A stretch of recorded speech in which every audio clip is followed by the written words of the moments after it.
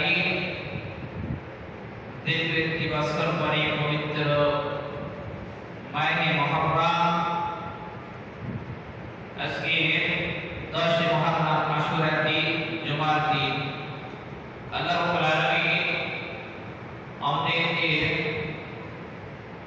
অসংখ্য ঝামেলার ভিতর থেকে বাছাই করে দুনিয়ার অনেক শোষক ব্যস্ততার ভিতর থেকে বাইরে করে আল্লাহ রাব্বুল আলামিনের ঘরে 10 মুহররম আশুরার দিন পবিত্র মাস পবিত্র দিন আল্লাহর ঘরে আসা বসা কিছু কথা বলা এবং শ্রবণ করার মতন সুযোগ করে দিলেন।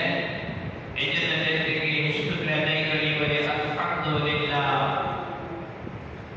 আল্লাহ রাব্বুল আলামিন পৃথিবীতে অসংখ্য নবী পাঠিয়েছে।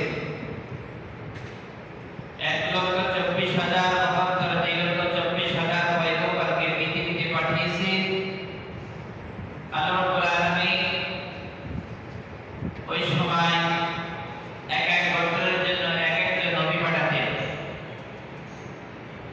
এভাবে করে আল্লাহ সুবহানাহু ওয়া তাআলা পৃথিবীতে অসংখ্য পয়গম্বরকে এই জন্য পাঠিয়েছিলেন যে কোন গোত্রের মানুষ তারা বলতে না পারে যে আমাদেরকে সতর্ক করার জন্য পৃথিবীতে কোনো ধারক বাহক কোনো সতর্ককারী আল্লাহ তাআলা আমাদের উপরে পাঠান নাই। এই কথা যাতে বলতে না পারে এই জন্য আল্লাহ সুবহানাহু ওয়া তাআলা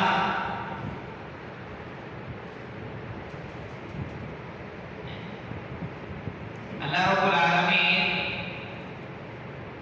এভাবে করে অসংখ্য নবী পাঠিয়েছে যাতে করে আমরা পৃথিবী থেকে জান্নাত জাহান্নাম আল্লাহ তাআলা দুইটা জায়গা রাখছেন।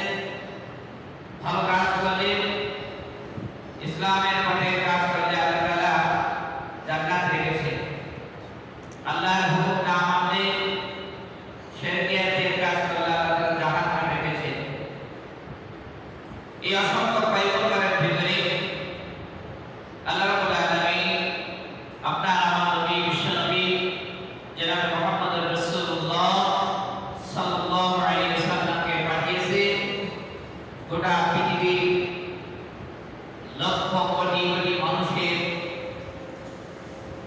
আল্লাহ তাআলা নবী বানিয়ে বিশেষ পয়গম্বর হিসেবে আল্লাহ তাআলা আমাদের পয়গম্বরকে পাঠিয়েছে।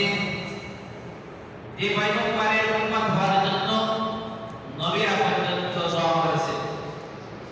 হযরত ঈসা আলাইহিস সালাম আবার এই পৃথিবীতে কিয়ামতের আগে আল্লাহর পয়গম্বর ঈসা আলাইহিস সালাম আসবে, কিন্তু নবী হিসেবে না, উম্মত হিসেবে আসবে।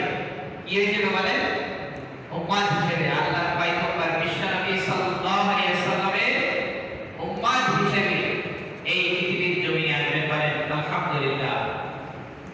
কারণ দেখেন আল্লাহ রাব্বুল আলামিন অন্যান্য নবী অন্যান্য নবীদের কওমদের হায়াত দিয়েছেন হাজার হাজার বছর, কিন্তু আপনার আমার নবী উম্মত আমরা রাসূল সাল্লাল্লাহু আলাইহি ওয়াসাল্লামের কাছে প্রশ্ন করা হয়েছিল, ইয়া রাসূলুল্লাহ হাবিবাল্লাহ, আপনার উম্মতের তো হায়াত অনেক কম হবে, 60 70 100 বছর বয়সের ভিতরে মানুষ সব আস্তে আস্তে করে সে কবরের দিকে যাত্রী হয়ে যাবে।